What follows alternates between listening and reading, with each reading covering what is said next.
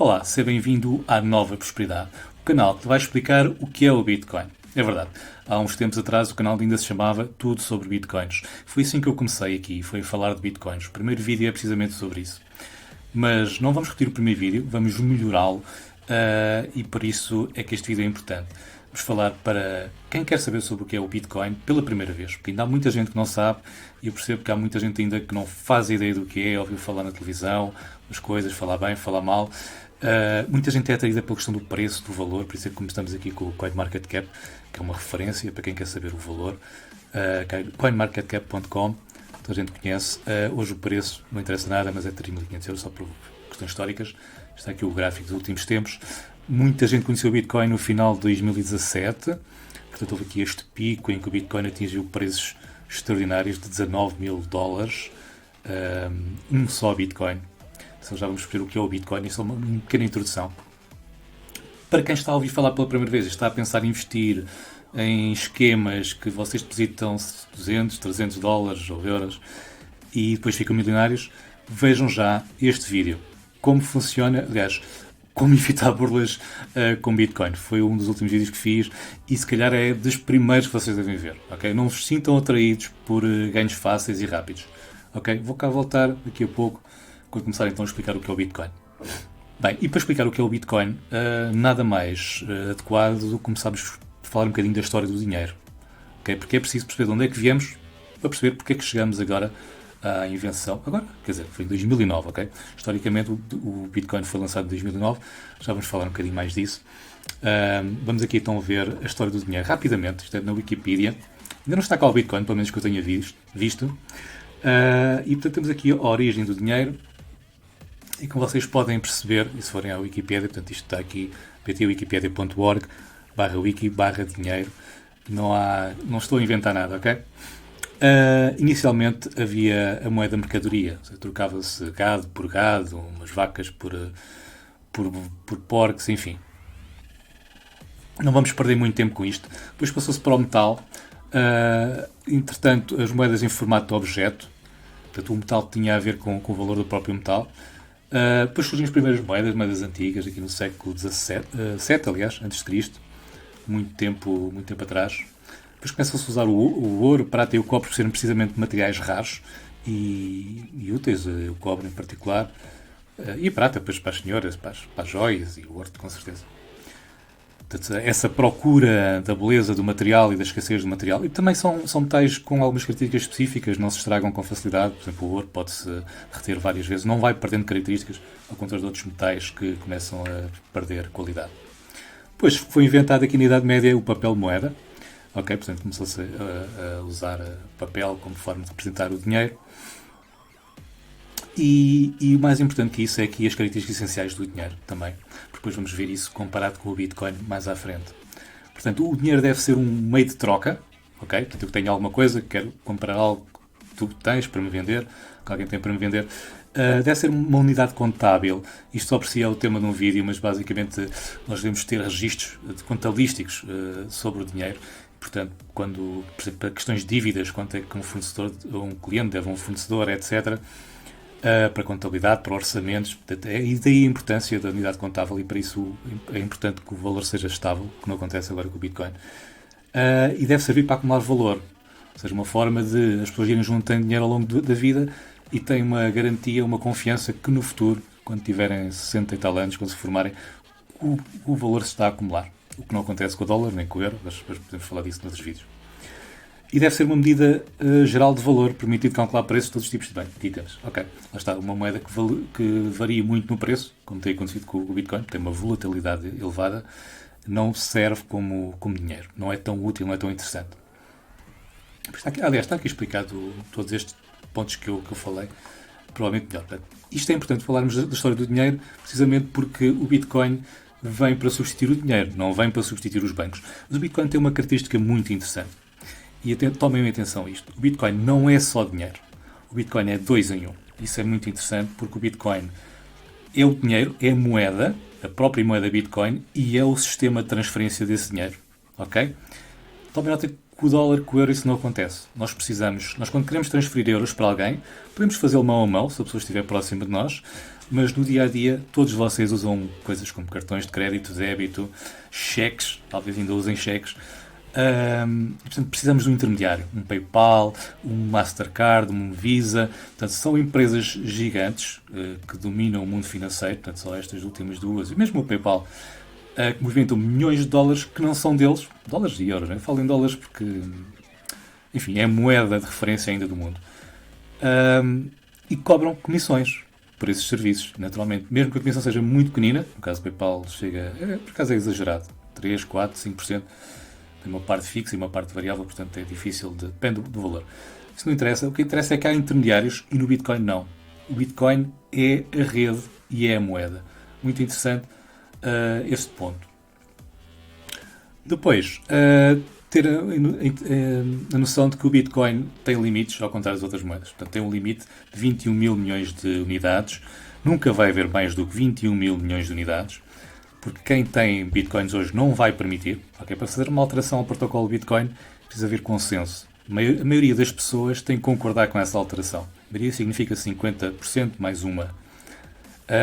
Ora, quem tem Bitcoins não quer que sejam criados novos para ele perder valor, porque aqueles que o têm, reparem, quando é criada uma moeda nova, aliás, mais moeda, as pessoas que têm moedas são prejudicados porque o valor delas, unitário, perde valor de referência. Okay? Se eu antigamente com 1 euro conseguia comprar qualquer coisa, hoje quase nem um café. Não é? E vocês percebem isso porquê? Porque os bancos centrais, nomeadamente o europeu e os outros, estão sempre a imprimir mais dinheiro, fazendo com que aqueles que querem poupar tenham alguma dificuldade. Ok, só ver o que é que tenho aqui. Isto são as carteiras, exatamente. Vocês, para usarem o Bitcoin, vocês precisam de uma carteira, ok? Vocês são donos do Bitcoin. Se nunca lhe quiserem mexer, nem precisam de carteira. Precisam apenas de gerar um endereço para receber de Bitcoins. Depositam lá a primeira vez. Decoram a vossa chave privada. E para isso eu tenho que explicar também, sucintamente, como é que funciona o Bitcoin nessa parte técnica. Portanto, existem duas chaves, digamos assim. Uma chave pública e uma chave privada. Tudo isto é baseado em criptografia, ok? É baseado numa coisa mais importante ainda, que é o blockchain, mas que eu vou deixar a explicação do blockchain para o vídeo que vou fazer a seguir, para isto não ficar demasiado extenso. Portanto, sobre o blockchain, que é uma tecnologia extraordinária que vai mudar o mundo, aliás, está a mudar o mundo, e que é a base do Bitcoin. Realmente o Bitcoin assenta em cima dessa tecnologia. Há muita gente que diz que o mais importante é o blockchain. Atenção, não se deixem enganar. Um blockchain só funciona, só serve para alguma coisa se tiver uma criptomoeda associada, Bitcoin ou outra. Porque o criptoativo, a moeda em si, é o que dá segurança ao protocolo, ao blockchain. E depois vou explicar porquê, quando mais à frente, quando falarmos de segurança. Portanto, blockchain fica para o próximo vídeo. Aqui, se vocês quiserem ir buscar uma carteira para começarem a usar, esta é aquela que eu comecei por usar, a primeira, criada pelo Core, pela equipa de desenvolvimento principal do Bitcoin, e vocês vão ter uma réplica de todo o blockchain do Bitcoin. Okay? Vários gigas e sempre a crescer. A cada X minutos vai haver mais 1 megabyte de dados. Reparem que o Bitcoin não é mais do que um registro de todas as transações. Houve a criação inicial da primeira moeda e depois ficou num endereço. Lá está, um endereço público, que é uma espécie de NIB, onde vocês recebem o vosso dinheiro. Eu vou-vos mostrar ok? Este está aqui quase todos os meus vídeos têm aqui na descrição do vídeo. Vários endereços. O Dash é outra moeda, o Ethereum é outra, o Litecoin é outra. Se eu copiar este endereço aqui e puser aqui e pesquisar, isto é um explorador de blockchain, portanto, dá-vos uma camada visual sobre o blockchain. Portanto, este endereço tem um número de transações zero, nunca recebeu qualquer depósito e, portanto, o saldo é zero. Se tivesse recebido aqui transações, ia ser possível ver aqui a lista de transações, portanto, as entradas e saídas. Isto é como na contabilidade, para quem estuda um bocadinho contabilidade, e há muita gente que estuda mesmo a nível do secundário, creio eu, há uma entrada dupla, portanto, a entrada entra dinheiro de um lado, sai do outro. Okay? Se eu tiver uma carteira e você tem outra, eu quando envio o dinheiro para si, eu estou a transferir, tiro o dinheiro da minha conta e registro na sua. Okay? Portanto, o que o blockchain do Bitcoin faz é isso, registrar todas as transferências. Portanto, com o histórico de transferências é sempre possível, ao momento atual, agora, e é agora que vivemos, no agora, saber qual é o saldo de cada carteira. ok? Vai-se somar todas as entradas com todas as saídas desta carteira em particular e está feito. A chave privada é outra coisa muito importante. Isto tem a ver com criptografia. Reparem que toda esta tecnologia de blockchain e o Bitcoin assenta numa coisa fundamental, que é a criptografia. Criptografia não vou desenvolver muito, também para o vídeo não ficar grande, mas é uma tecnologia baseada na matemática, mais que estudada, mais que comprovada, e precisamente usando algoritmos criptográficos é possível fazer registros que são imutáveis, difíceis de alterar, muito difíceis. Portanto, na parte da segurança e no próximo vídeo sobre blockchain vamos falar em concreto disso e, portanto, ficarão a perceber visualmente melhor o que é que eu estou a falar. Ok, portanto, tenho um endereço. O endereço privado ou chave privada eu uso para assinar transferências, ok? Portanto, a chave pública eu posso dar a qualquer pessoa para me depositar dinheiro. Ótimo, ficarei mais rico, por isso é que está aqui. Reparem que eu não o escondi. Está aqui, vocês podem fazer uma transferência para aqui à vontade. Ficarei-vos grato. E eu, quando quero fazer uma transferência, eu vou à minha carteira, coloco o endereço do destinatário. Esta não faria sentido, se esta é a minha. Mas também posso enviar para mim próprio, embora seja ridículo. E tenho que assinar a transferência, a transação, com a chave privada. Claro que eu não dou a conhecer a minha chave privada, mas aplico-a num algoritmo criptográfico para garantir que eu sou dono da chave, portanto, dono da carteira. Esta carteira, este endereço é gerado a partir da chave privada, portanto, ou com base também na chave privada. Portanto, significa que nunca pode haver, ninguém pode movimentar o dinheiro que está na minha carteira sem ter a minha chave privada, ok? É impossível. Portanto, há milhões, aliás, de endereços possíveis de serem utilizados e para cada endereço só uma chave privada, ok? Pronto, creio que expliquei até aqui, está tudo mais ou menos. Deixa-me só ver aqui as minhas notas, a ver se não me esqueci de nada. Criptografia fundamental. Eu creio que já está implícito que o Bitcoin é um token digital. Ok, fala um bocadinho de tokens. Os tokens remontam ainda antes do dinheiro, muito antes do dinheiro, pelo menos do papel de moeda. Os tokens eram usados, portanto, uma pedrinha podia ser um token, uma concha. Mais tarde, o próprio sal foi usado como um token no tempo dos romanos para pagar aos soldados. Daí a expressão salário, ok? O salário vinha do sal, portanto, os soldados recebiam ao fim da semana ou do mês uma quantidade de sal, porque o sal na altura era minado, era escasso, não é como agora que facilmente com a água do mar e evaporação da água, perdão, isso é um processo que foi descoberto depois, mas até lá era só minas de sal, portanto grutas que ficaram cheias de água do mar, foi-se acumulando ali o sal e era minado. Portanto, era um processo difícil e havia poucas grutas. O próprio sal dos Himalaias, que é famosíssimo, os Himalaias são uma montanha enorme e o sal está lá em cima, ok? Portanto, algo aconteceu na atmosfera da Terra ou na crosta terrestre que permitiu que o sal ficasse lá em cima há muitos milhões de anos, ou milhares de milhões, enfim, não estou aqui para falar de história. E portanto, tokens é tudo isso. Vocês usam tokens quando vão ao continente, com o cartão continente, tokens da TAP, aqueles sistemas de fidelização, qualquer sistema de fidelização de clientes utiliza tokens. E a maior parte deles já são digitais, ok? Deixa-me dizer outra coisa, o euro já é um token digital, ok? Surpreendam-se, mas 90 e tal % do dinheiro que existe está em computadores de bancos, não está em papel moeda. Papel moeda são notas e as moedas em metal. Isso representa apenas 5 a 10%. No caso da Libra são 5%, está estudado. No caso dos euros eu não encontrei informação concreta, no máximo nos 10%. Significa que há muito mais dinheiro em circulação, enfim, nas contas dos bancos, do que propriamente em papel moeda. Portanto, já são tokens digitais. O Bitcoin traz a isso de uma forma diferente, descentralizada. E descentralizada porquê? Porque esta tecnologia está assente na ideia do peer-to-peer. Para quem já utilizou, fez downloads da internet, protocolos peer-to-peer, transferência de ficheiros. Para quem é mais novo, naturalmente sabe o que é de que eu estou a falar. É utilizado muito para a pirataria de filmes e de músicas. Músicas cada vez menos, por causa de coisas como Netflix, etc. Mas o que é certo é que essa tecnologia já está estudada e aplicada na prática há dezenas de anos. Foi bastante revolucionária na época, porque permitiu deixar de termos um servidor e os clientes todos a ligarem-se àquele servidor, portanto, os computadores, em vez de irem fazer o download a um só ponto central, que facilmente um tribunal manda fechar, a tecnologia centralizada permite que eu estou a ir buscar um ficheiro a alguém e automaticamente começa a distribuí-lo também, enquanto estou a fazer o download. E isso, portanto, cria uma rede, uma mesh de várias pessoas ligadas umas às outras, e que torna impossível de proibir esse tipo de tecnologia. O Bitcoin assenta nisso na medida em que a cópia dos dados, portanto, todo aquele registro criptográfico é feito realmente, todos aqueles ficheiros são multiplicados por todas as pessoas que tenham uma carteira. Ok? Uma carteira core que faça a cópia. Outras carteiras existem que não fazem a cópia dos dados, por exemplo, no telemóvel, não mesmo a versão aqui onde é que está? Esta é uma versão para Android.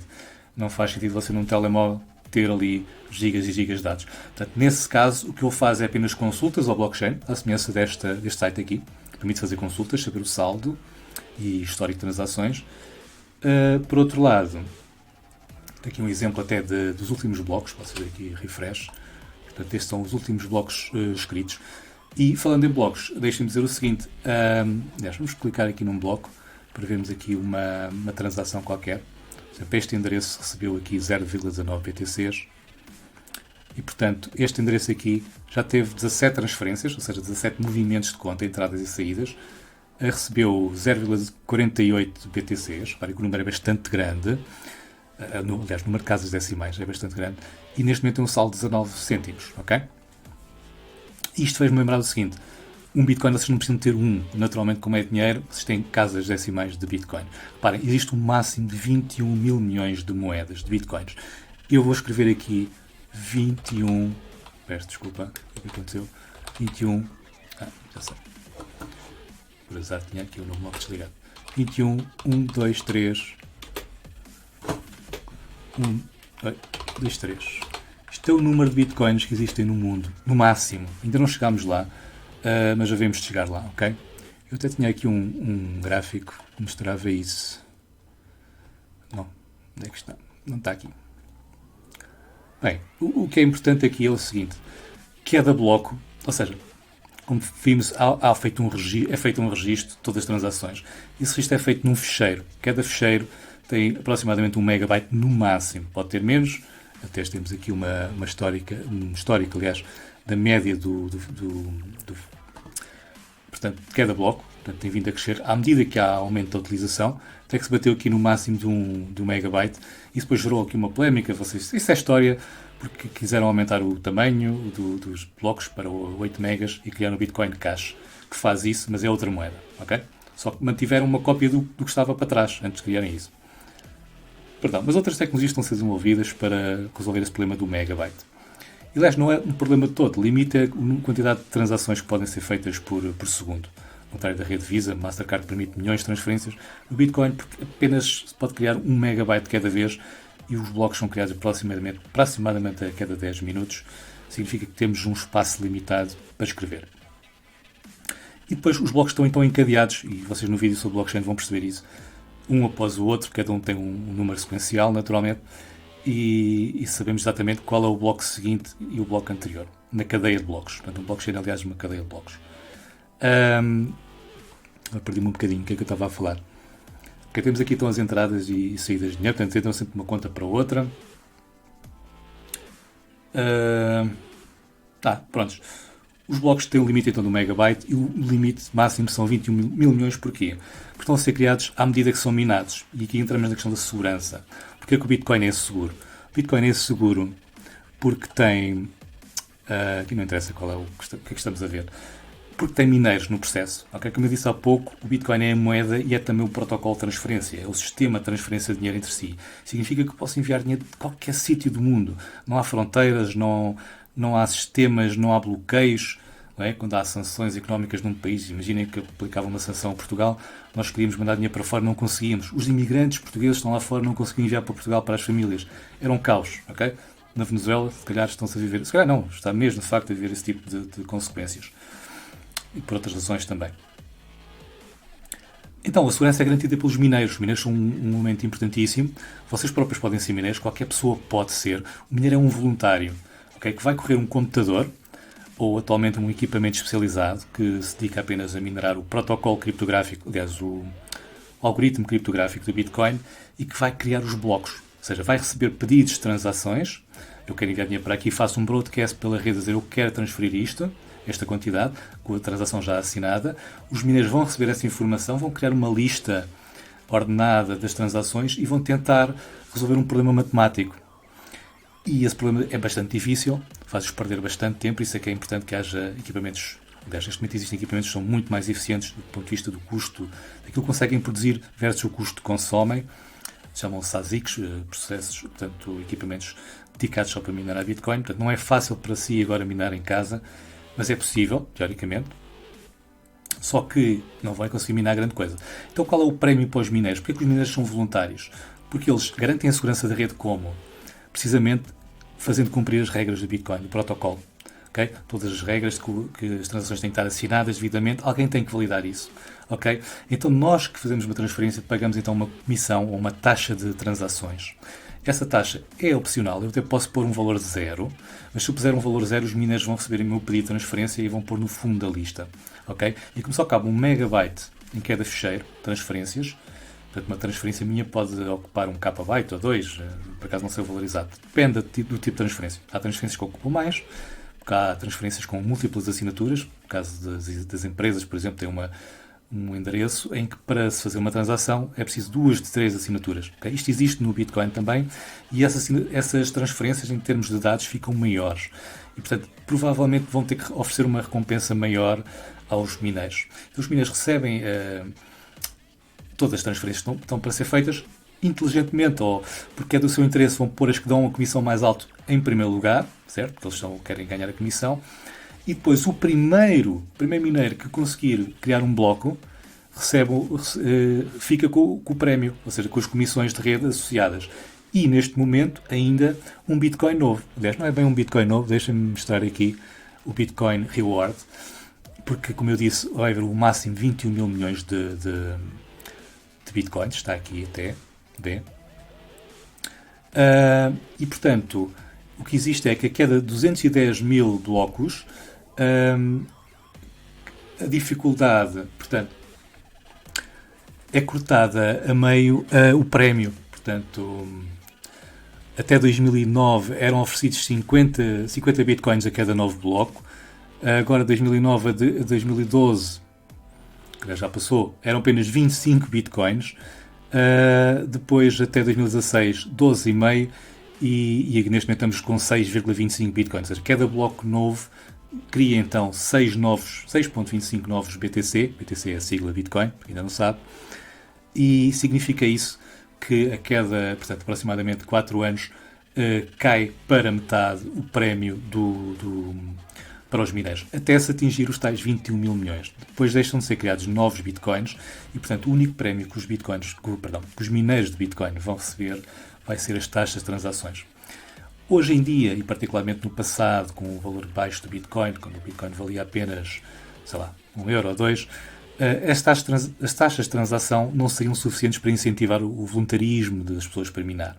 E por isso a inteligência do criador do Bitcoin, que não se sabe quem é. Aliás, vamos perguntar aqui ao Google quem é o criador do Bitcoin. Quem criou o Bitcoin? Ok. Isto é muito giro porque parece sempre esta fotografia, mas não é esta a pessoa. Houve alguém que utilizou o nickname Satoshi Nakamoto e ficou conhecido como o pai do Bitcoin, ok? Então estava a falar do prémio dos mineiros. Os mineiros são incentivados e o sistema realmente é inteligente. Porque começou por dar muitos, reparem, 50 bitcoins, é verdade que valiam muito pouco, aliás, no início não tinham qualquer valor. Deixa-me historicamente contextualizar aqui o primeiro negócio que há conhecimento nos fóruns que se falava já de bitcoins. Apontam para a primeira transferência de bens, ou seja, uma compra física e não apenas digital, porque isto começou também a ser usado para trocar, enfim, nos jogos de computador há itens, pistolas e não sei o quê. Então a malta começou a usar isso também para trocar bens digitais. Mas a primeira compra online foi um tipo que lançou um desafio que queria, acho que eram 2 pizzas familiares. E houve alguém que aceitou esse desafio e contactou uma pizzaria próximo da zona da outra pessoa, que realmente queria as pizzas, e ofereceu, salvo erro, 10 mil bitcoins por 2 pizzas grandes, familiares. Portanto, não havia preço para o Bitcoin, não havia exchanges, casas de câmbio, que dessem uma cotação em dólares, portanto, ninguém sabia o valor daquilo. E houve o tal pessoa da pizzaria, não sei se o dono, se algum funcionário, que aceitou entrar na brincadeira, pensou, bem, vou oferecer 2 pizzas, isto não vão-me dar aqui uma porcaria que não serve para nada. O que é certo é que 10 mil bitcoins ao preço de hoje, 3.500 euros, vocês reparem que foram as pizzas mais caras do mundo, a pessoa que o recebeu, se vendeu esses bitcoins quando estavam a $19.000, ficou muito, muito, muito rica, ok? E a partir daí realmente o Bitcoin teve preço. O primeiro preço foi 10.000 Bitcoins, 2 pizzas grandes, familiares, se não me engano.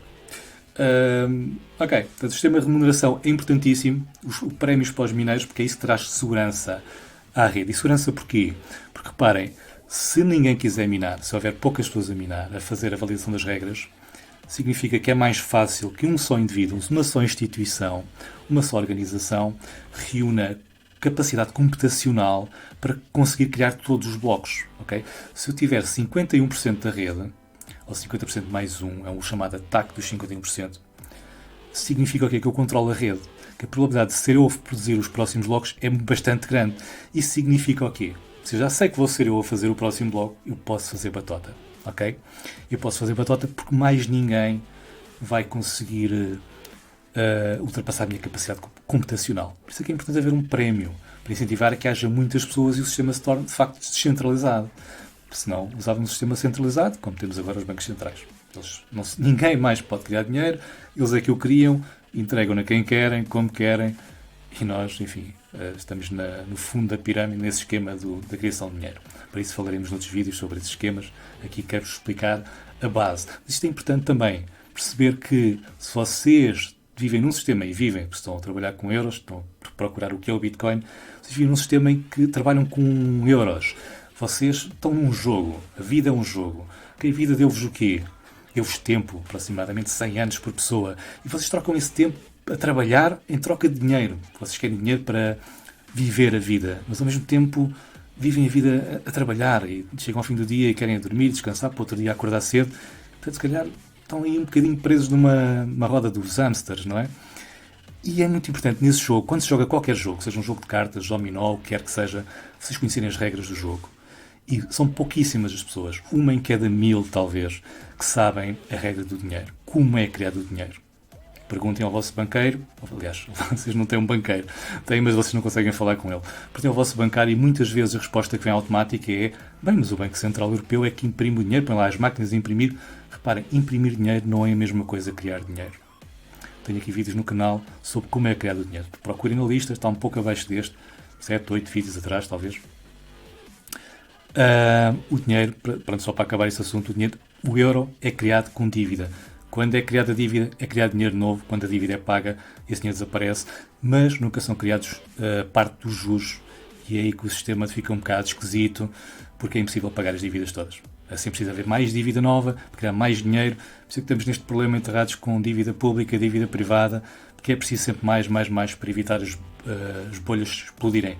A bolha rebentar, como aconteceu em 2008, e vai acontecer mais vezes com este sistema. O Bitcoin, porque não tem um sistema centralizado de criação de dinheiro, é descentralizado, é aberto a toda a gente, nunca vai ser esse problema da bolha. Okay? Por isso é que era acusado de ser uma bolha há uns anos atrás, por grandes banqueiros, e hoje esses mesmos banqueiros estão a criar fundos com Bitcoin e moedas próprias, JP Morgan Coin, por exemplo, que há pouco tempo atrás dizia: isso é um esquema, é uma bolha do mundo. Ok. Outra coisa para dizer que o Bitcoin realmente é bastante bom e infalível, digamos assim, do ponto de vista criptográfico, é que muitas vezes dizem: isso é um esquema, isso vai arrebentar. Pois bem, o Bitcoin existe há mais de 10 anos, 2009, estamos em 2019, portanto, 10 anos. O Bitcoin fez há poucos meses atrás um aniversário. Ora, se isso não é prova que funciona e que é, digamos, até hoje infalível, do ponto de vista matemático, do ponto de vista da criptografia, é claro que se todos os mineiros deixarem de minar, vai valer zero. Agora, porquê é que há muitos mineiros? Porque o valor sobe. Quanto mais sobe o valor do Bitcoin, mais pessoas querem minar. É verdade que minar tem um custo, ok? Consome energia. Portanto, não convém ao mineiro estar a minar gastando 1000 euros em energia para ganhar bitcoins que valem 900. Okay? Quando isso acontece, quando o valor só desce, aliás, o que os mineiros vão fazer é desligar as máquinas. Vai haver menos mineiros e, portanto, os que ficam vão conseguir ganhar mais bitcoins. Probabilisticamente, pois aquilo em termos de... Como o problema que os mineiros tentam resolver é um problema um bocadinho mais ou menos aleatório. Significa que obriga a que o prémio não saia sempre ao mesmo. Okay? É um problema matemático difícil, mas algumas pessoas podem ter mais sorte, porque não estão a minar exatamente a mesma coisa. A informação vai sendo diferente. Existem listas de transações pendentes. cada um vai ter uma lista ligeiramente diferente e às vezes há um que consegue mais depressa que o outro, ok? Depois propaga esse bloco pela rede, as outras carteiras mineiras e não só vão perceber, ok, este bloco está bem minado, valida as regras, isso é rápido, relativamente rápido de fazer, adiciona ao seu próprio blockchain e a maioria, o consenso, e a palavra consenso é muito importante no Bitcoin. Tudo no Bitcoin, tudo nesta tecnologia descentralizada é atingido através do consenso. Okay? Significa isso que o consenso significa nós temos aqui uma quantidade enorme de cópias de todo o blockchain do Bitcoin. A maioria que tenha mais de 50% das cópias iguais significa que é a versão aceita por todos. Ninguém vai aceitar uma versão única que vem apenas do vizinho do lado, ok? Por isso é que é importante também uma coisa no Bitcoin, quando nós fazemos uma transferência e queremos saber se já aconteceu, sobretudo se estamos a receber, na carteira vai-vos dar informação de quantos blocos é que já foram feitos depois disso.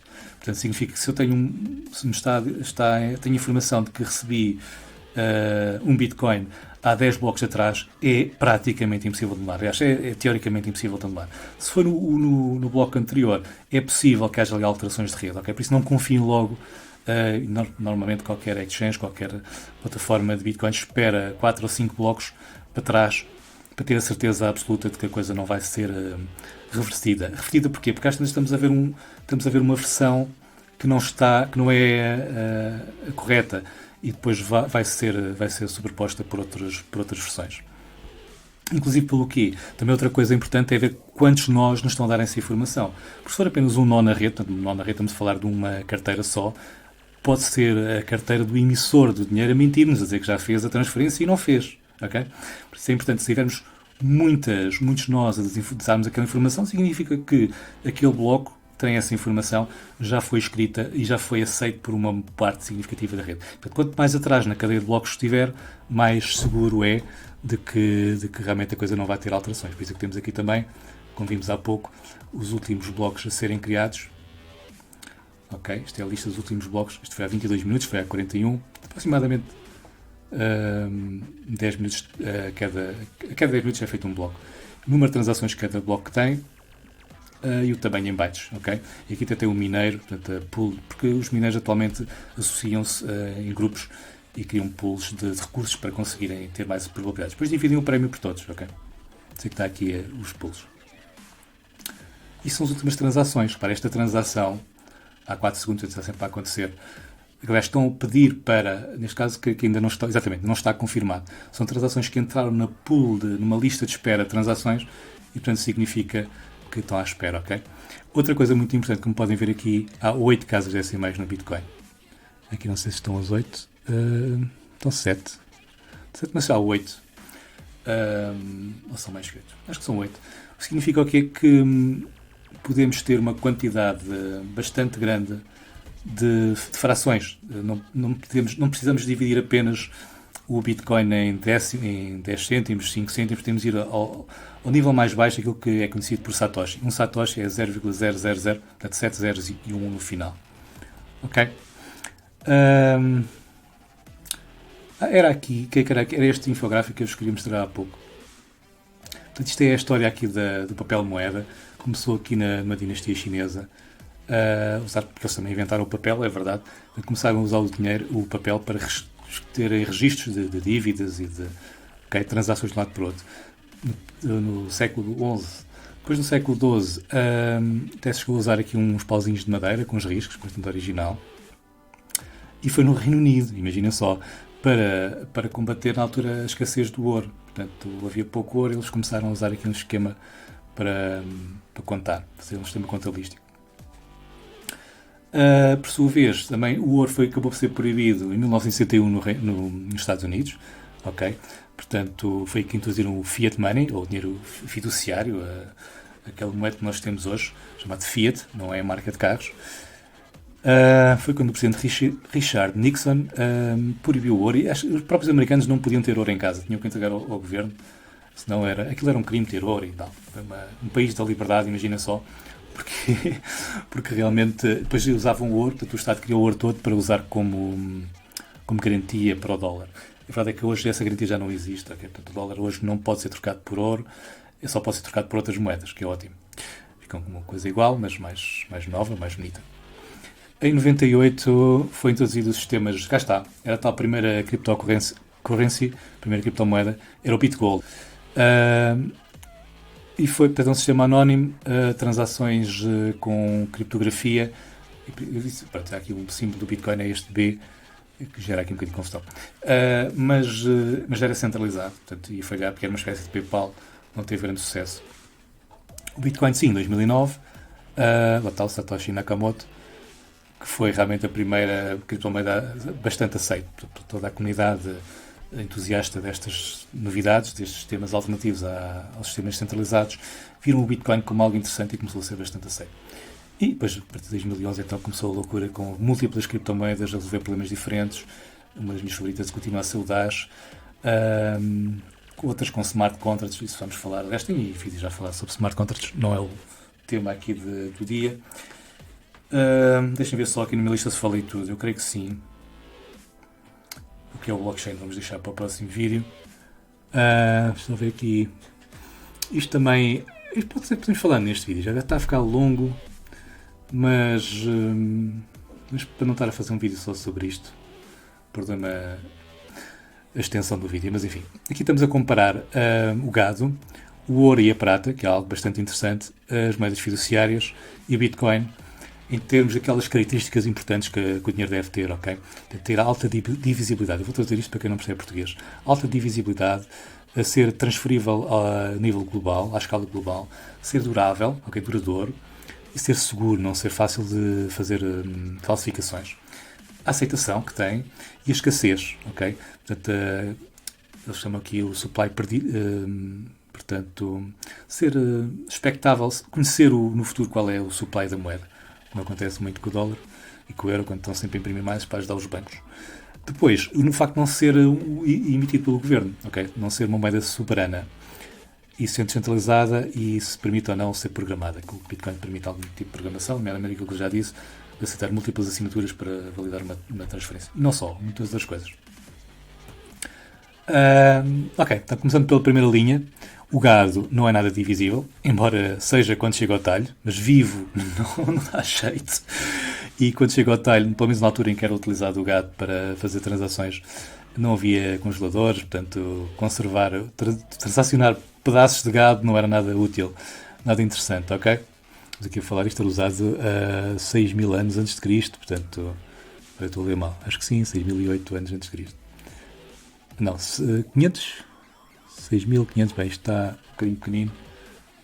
600 anos before Christ, ok, é isso. Era usado como uma moeda e, portanto, está aqui com algum interesse. O ouro, bastante interessante, eu também sou defensor do ouro, porque realmente é escasso, mas notem uma coisa, o ouro está sempre a ser minado mais e, estatisticamente, eu não descarto a hipótese de um dia cair aqui um cometa carregado de ouro ou termos comércio intraplanetário com outras espécies em que sejam de um sítio onde há ouro à patada, como nós temos aqui areia da praia, eles têm ouro, ok? Portanto, enfim, os cientistas acham que não, mas sabemos lá. Portanto, o ouro de um momento para o outro pode sofrer problemas. Além de que hoje em dia o preço do ouro é bastante manipulado. Eu creio que o ouro valeria muito mais se não houvesse aqueles contratos futuros que manipulam o preço do ouro, ok? Mas assim, tem problemas, mas realmente o ouro é bastante divisível. Nós podemos cortar bocadinhos bastante leves e aquilo enquanto der para pesar, dá para dividir. E não se estraga por se dividir. As moedas fiduciárias também, ok. Até um cêntimo, pelo menos. Depois há aqueles problemas quando há hiperinflação, em que as moedas, vocês veem na Venezuela, para comprar qualquer coisa é preciso um maço de notas enorme, porque a moeda já não vale nada, tem que ser substituída. Bitcoin, altamente divisível, como já vimos com 8 casas decimais.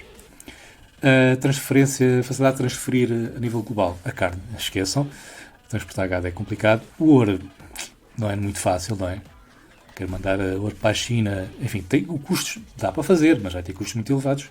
Tem que comprar, encomendar o transporte, mesmo com uma transportadora ou pelos correios, mas com um seguro. E esse seguro vai ficar bastante caro. E não chega assim de um dia para o outro, muito menos de um minuto para o outro. O Fiat dá para transferir com os sistemas atuais, bancários, também se custa dinheiro e também não chega de um segundo para o outro. Com sorte, de um dia para o outro, ao mesmo tempo só se for do mesmo banco, mas aí não é... Bem, Se tiver um banco global, talvez, ok? Mas a probabilidade de eu transferir euros daqui para a China e chegar no próprio dia dá de ser baixíssima. Bitcoins é questão de minutos. 10 minutos, 20 minutos. Portanto, outras criptomoedas resolveram a questão do tempo. Quem está no supermercado quer pagar rápido e ir-se embora com as compras. Não quer estar à espera 20 minutos que validem o pagamento. E, portanto, outras moedas já que resolvem esse problema. O Dash, entre outras. A durabilidade. Aqui também uma questão importante é quanto tempo durará aquele dinheiro até ter que ser substituído. Esqueçam a carne. O gado, aliás. A carne é só depois de ser transformada, não é? O ouro é bastante durável, naturalmente. Bastante mesmo. Muito mais até que o fiat. Porque a moeda fiduciária, as notas têm que ser substituídas de vez em quando. Começam-se a desgastar. Embora a qualidade seja bastante boa nos dias de hoje, pelo menos aqui com o euro, mas começam-se a danificar e, portanto, pelo menos as notas vão sendo, tanto é que elas vão sendo mesmo substituídas com versões novas, com mais segurança, mais... Eu queria estar mais caro produzir uma nota do que o valor que elas têm. Mas as de 5 e 10 euros. Aliás, a 500 até vai desaparecer, mas não é por isso. Depois, a questão de ser seguro. Aqui realmente as vacas podem... Enfim, não é muito seguro, porque a vaca pode morrer no transporte, sei lá. Falsificada é difícil, mas enfim, pode-se mascarar uma ovelha de outra coisa qualquer, outro animal parecido, de lobo talvez. O ouro falsificado é difícil, mas pode, nomeadamente o interior vocês podem ter uma barra de ouro que pesa ao mesmo que uma barra de ouro, mas o interior não é o ouro, okay? É só uma camada por cima e quando vocês confiam que aquilo é 100% ouro, podem estar a ser burlados. O fiat também, né? Naturalmente há notas falsas, é um problema bastante grave, sobretudo com dólares, apareceram dólares falsos em muitos sítios. Mesmo em Portugal tivemos uma história famosíssima, não é? Das notas de 500, do Álvares dos Reis, está na história portuguesa, portanto, já vivemos esse problema. Aliás, só podem ser falsificadas por uma entidade, que é o Banco Central, e se falsifica à vontade, estejam à vontade. No Bitcoin não há moedas falsas, ok? Todas as moedas são o computador consegue facilmente validar que é verdadeira, que é única, que não há o chamado double spending, ok? Os mineradores também garantem isso, que não há o duplo spending, portanto que eu não gasto duas vezes a mesma moeda. Que era um problema que vocês têm com... Imaginem que a moeda digital era um ficheiro de música. Vocês podem copiar o ficheiro várias vezes, portanto, se eu fosse enviar um Bitcoin, outra moeda criptográfica que já existiu, e eu enviasse por e-mail, e podia enviar o mesmo ficheiro para 1000 pessoas, ok? Portanto, a moeda não valeria nada porque existem múltiplas cópias do ficheiro. No Bitcoin não há cópias da moeda, o que há é cópias do histórico integral de transações, ok? O que garante que não posso gastar a mesma moeda duas vezes. E os mineiros também garantem isso, é uma das regras que eles têm que garantir pela questão da segurança. A aceitação, é o único ponto negativo que está aqui no Bitcoin. Realmente, hoje em dia não se aceita gado, raramente, não é? Haverá exceções, mas eu não quero receber uma galinha em troca dos meus serviços, não me dá jeito nenhum, mas tenho que a matar para cozinhar. Eu prefiro comprar já, ainda sou carnívoro, infelizmente, mas compro a carne já com esse problema resolvido, não tenho que tirar as penas, nem estar a ver mesmo, às vezes até compro panados, que é para não ver sequer a carne, o cadáver, não é? Só vejo o pãozinho ralado, porque parece impecável. E depois, temos o ouro também, que existe alguma aceitação de ouro, mas é complicado. Vocês vão ao supermercado, querem pagar com ouro, opa, espera aí, Visa, Mastercard, tudo bem, que dá comissões às grandes instituições financeiras do mundo. Pá, o ouro, não, mas é possível. Há eventualmente comerciantes que aceitam, naturalmente. Seria uma Maria Vezaria comprar um anel e quiserem pagar com ouro, eles têm lá pessoas que sabem ver que o ouro é bom e provavelmente vão aceitar, porque depois transformam-no, não é? Portanto, haverá negócios em que é mais fácil fazer negócios pagos com ouro. Outras empresas não dá tanto jeito, não é? A moeda fiduciária, naturalmente, que é que tem mais aceitação. Porquê? Porque o Estado diz que é para usar. E não só, o Estado diz assim, vocês têm que me pagar impostos com esta moeda. Logo interessa às pessoas terem aquela moeda para pagar os impostos, para não irem para a prisão, para não se terem raptadas aí no meio da rua, irem passar férias numa prisão. Férias, salvo seja.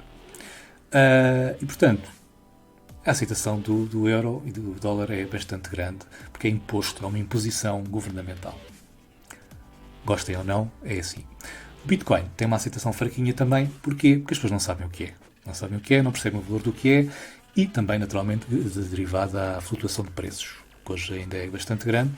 Portanto, mesmo quem aceita Bitcoin, as grandes empresas que aceitam, o que acabam por fazer é converter logo em Fiat, provavelmente. Pelo menos uma boa parte convertem logo em Fiat, em poucos minutos, e portanto não estão sujeitos àquelas flutuações de um dia para o outro, daquilo baixar 100, 200 euros por unidade. Portanto, o risco é muito menor. Portanto, é possível aceitar Fiat com algumas aplicações, Bitcoin com algumas aplicações de outros fornecedores, que também vão ganhar uma comissãozinha, mas pelo menos no mundo online é interessante e fica a sugestão se vocês têm um negócio online para aceitarem Bitcoins. É outras criptomoedas das mais utilizadas. Depois a escassez. Naturalmente que existe escassez de carne, existe, por isso é que a carne é cara, porque a carne para ser criada precisa de alimento, precisa de água, a água é escassa, a água potável, e portanto tudo isso dá valor à carne em si, né? Não as coisas no supermercado eram 1 € 10 kg. Depois, o ouro também é escasso, naturalmente, é mais escasso que a carne, porque a carne podemos sempre produzir mais, não é? O gado reproduz, não precisamos de ajudar, eles próprios sozinhos, um macho e uma fêmea, acreditam que aquilo funciona, não sei como, mas funciona. Depois, no Fiat, a escassez também está aqui vermelho, porquê? Por isso é que o ouro é melhor, na minha opinião, que o Fiat, é porque o Fiat, portanto, o euro, o dólar, estão sempre a fazer mais. Quantitative easing, eles inventam estes nomes engraçados, para, dizem a mesma coisa, criar dinheiro do nada. E depois se injetam através dos bancos comerciais e bancos de investimento para comprar ações de empresas que estão quase a falir, enfim. O esquema é enorme, já falei isso noutros vídeos, vocês não precisam perder tempo a ouvir-me a repetir a mesma coisa. Até porque eu espero que este vídeo esteja a ser ouvido por pessoas que estão aqui no canal talvez pela primeira vez.